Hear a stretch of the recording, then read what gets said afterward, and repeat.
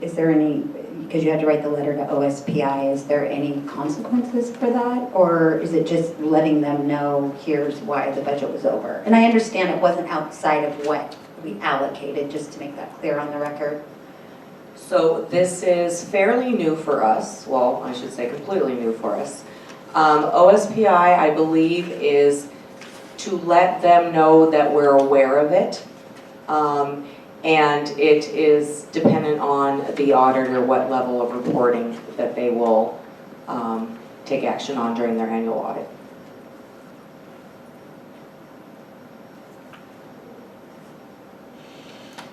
Any other questions on this item? Has that ever happened before? No. Is the tech levy money actually going, does all that go towards technology? I wasn't, can you move, is that in that fund, does that stay in that fund, the tech money? Or does it get mixed into the, where do we put it? So all sources, bonds, unassigned, and tech levy are all within the capital projects, but they have separate codes to track each. So you have tech levy projects, and those projects are tracked so that the sources, the tech levy is balanced to the actual project expenditures for the purposes that the tech levy was approved. The reason why I even asked that question, which I probably could have asked at a different time, but was because I saw there was $300,000 in that ending fund balance that was assigned to tech levy, I believe, to technology. Actually, the technology levy is, that's the general fund. Oh, that's in the general fund. That's in the general fund. The actual capital projects. That's ending fund, but I thought it was our. My apologies. That's the general fund, okay. And that's the that is not tech levy. Okay. So if it's from the general fund and it's being used for technology, what exactly is it being used for then? Usually it's to provide contractual help when we do system upgrades. For instance, if there is a system upgrade to Synergy or our Business Plus financial system, and the upgrade requires some outside contractors, that's what pot of money we use for that. Thank you. Any further questions? Thank you, Lydia and Ryan. Seeing none, we'll move on to the next agenda item, which is future agenda items under board reports and communications. So I have one, and it is a goofy one, so bear with me as I try to explain it. I would like to have an agenda item on the November 24th meeting that we suspend the future agenda items and the board reports and communications section of our agenda until we, as the new composition of the board, can create this portion of the board meeting that makes sense for us and meets our needs. I'm not sure the titles right now are really working for us, and it just seems like a great opportunity for us, 5 of us, to work together and figure out what it is we need to have going on in this portion of the meeting and what we, how we want it to work. And so if we can just kind of freeze it in place until we've had a chance to really think through what works for us. The reason I bring it up now is we've got WASDA next week, and so we can talk to board members from other districts and find out what their agendas look like at this portion of the meeting and see what they're doing and what resonates. And then as soon as we can, after the new board members are sworn in, we meet, the 5 of us, and just talk about what we feel we need as a board at this time in the meeting. I'm making a motion. No, it's a future agenda item to have on the agenda, to remove the future agenda items. Talk about it at the last. To talk about it, yeah. how's that? Length of one meeting?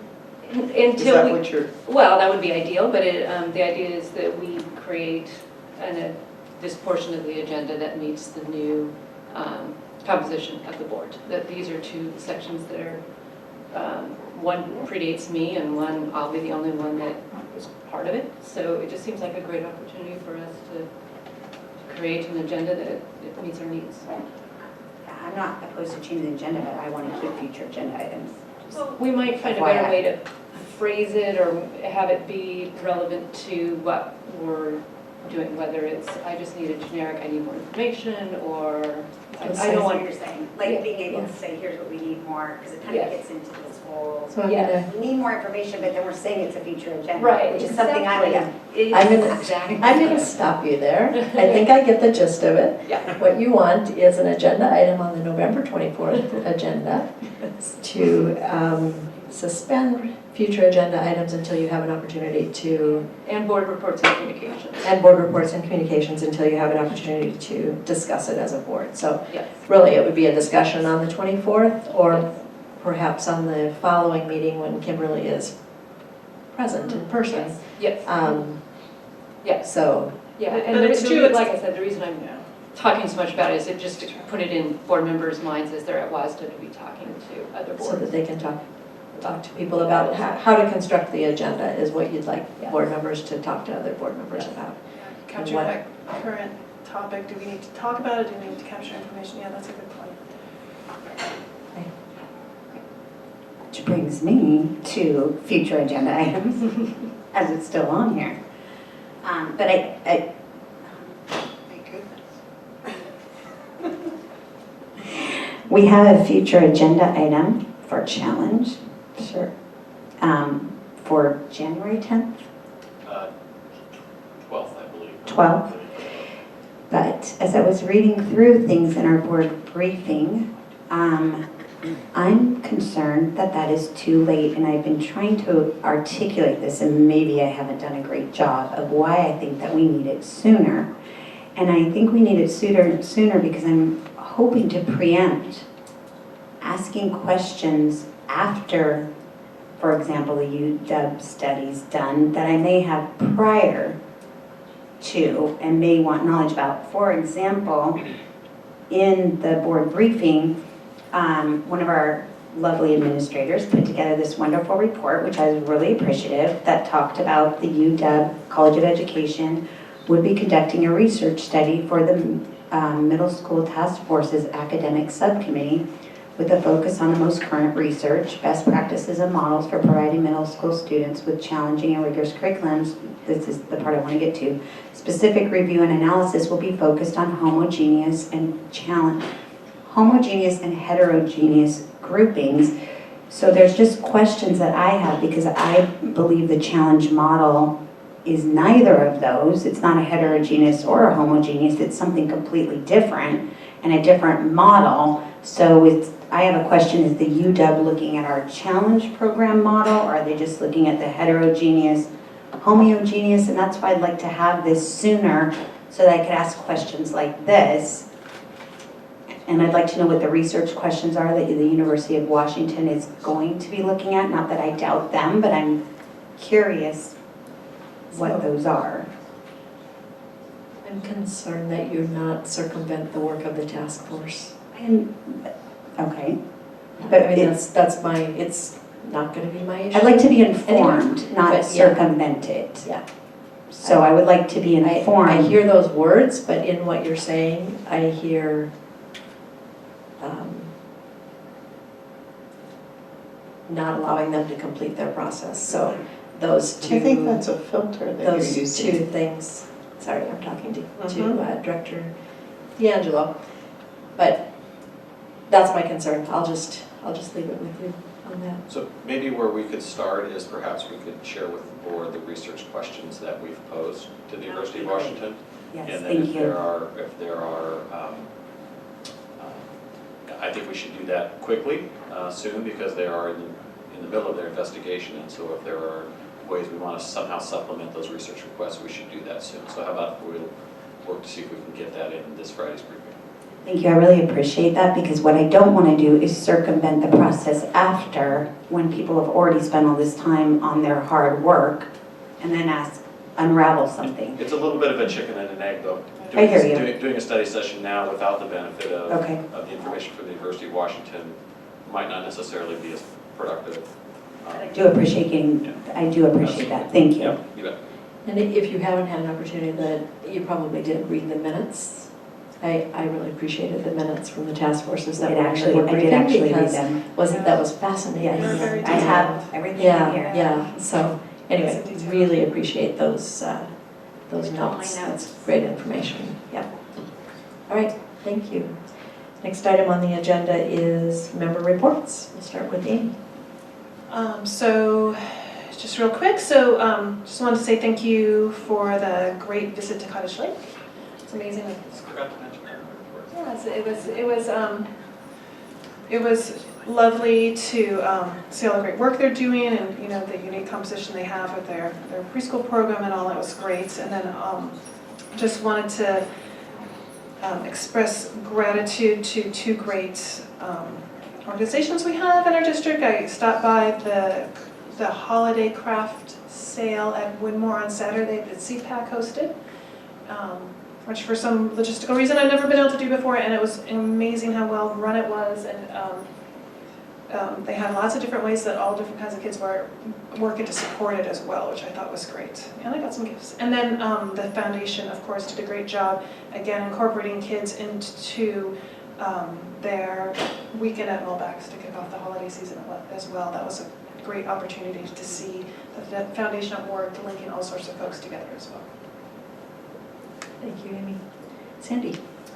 Okay, so already been said, multiple opportunities to shop this weekend. Thank you very much to CPAC as a foundation. That was great to just see the community really supporting both organizations very, very well. And then as Superintendent Francois mentioned, we are continuing our many legislator visits during the fall, and a little depressing, probably not going to get much time before November 19th, obviously, so there won't be a special session, and we'll just see what, if anything, gets accomplished in the next session regarding McCleary. And then thanks to the PTA for the Joe Langford presentation. There wasn't highly attended, but the information was fantastic, and if you get a chance, I really encourage, even if you don't currently have a teenager in your house, going on the website, because there is so much to learn about social media and all of the things. I see the other people that were there terrified and went home and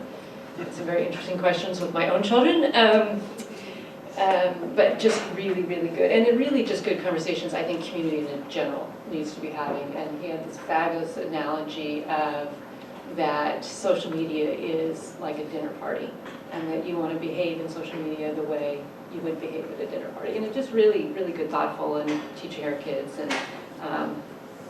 And we are already well on our way, but certainly when he referenced that districts should be teaching digital citizenship, and I was like, yay, we've already started that, thank you, Alan. But continuing to think along those lines was great. Thank you, Sandy. Dawn. Attended the things that have been mentioned. $1,800 worth of raffle tickets were sold at the CPAC Craft Fair on Saturday. And this is $700 more than last year.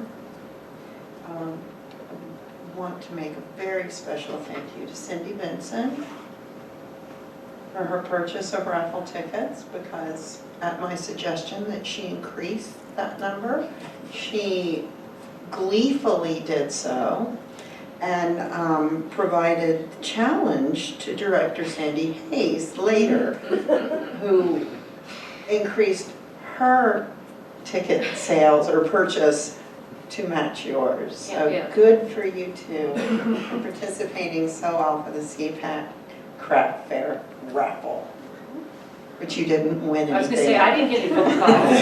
I didn't either, but some people did win, and I'm sure they were super happy. Kimberly. I just want to take this time to thank both Janet and Dawn, and I appreciate being able to serve on this board, and I've learned a lot, and it's going to be hard to say goodbye, and I just appreciate the fact that I had the opportunity to learn and to grow through this process. And Dawn, thank you for everything. And I just really appreciate both of you, and thank you. And where you're going to be missed. Thank you, Kimberly. And 8 years is a long time. Only 2 in. Goes fast. So I, obviously the Cottage Lake visit, and of all it was so cool to see the culture of the school, but what I loved especially was the connection that they've made with Camp Unity and how they're supporting, it's such a symbiotic relationship, and I just think that's so cool that they've adopted them. And then the next night, on the 4th, I went to the North Urban Human Services Agency, I think the NUHSA, meeting at the Kenmore Fire Station, and we were just brainstorming about the definition of hunger and how to address it, and how to communicate the need, which is part of the challenge. So there are a lot of people doing a lot of different things, and bringing them together is part of the challenge. And then meeting with Senator Frocht, yes, equally depressed coming out of that. I don't know about if CPAC has the final results, but man, when we were clicking in the morning, they were blowing away last year in attendance. So yeah, it's great. We were about 400 more people up this year. 400 up, wow. Well, that might have been where some of that $700, the part that Sandy and Cindy didn't account for. So that's great, but what a fun event that is. So keep me on the list for next year. And then yesterday I had an opportunity to tour the Fernwood Seed Portable. I was very, very excited about that. And it's just so cool. They really painted it and made it fit in with the surrounding. It's right across from the restroom portable. But just cool, really. It's going to be a very exciting classroom for, I think, a 6th grade class, right? Yes. Yeah, 6th grade class, and the teacher is very anxious to get in there. So they're just finishing up on some of the work, and it should be occupied in a month or so, 2 months. I believe it was the week following Thanksgiving. So put that on your list of places to visit. It's very cool. Sadly, no composting toilets. Sorry, Larry. Find it anywhere.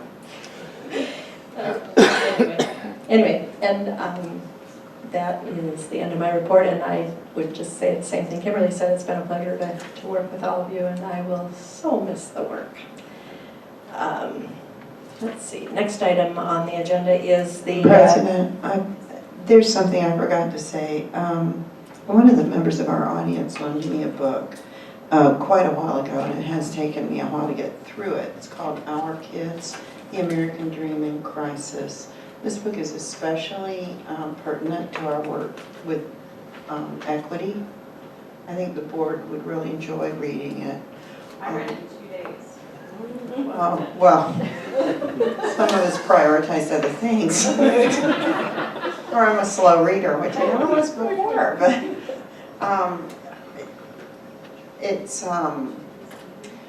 I had a lot of trouble getting through the first part of it. It was a little slow for me, but when you get to the resolutions to the issues of equity, it's very fast read then, and terribly pertinent to our work. I am returning this book this evening, although I wish I was handing it off to some of our state folks.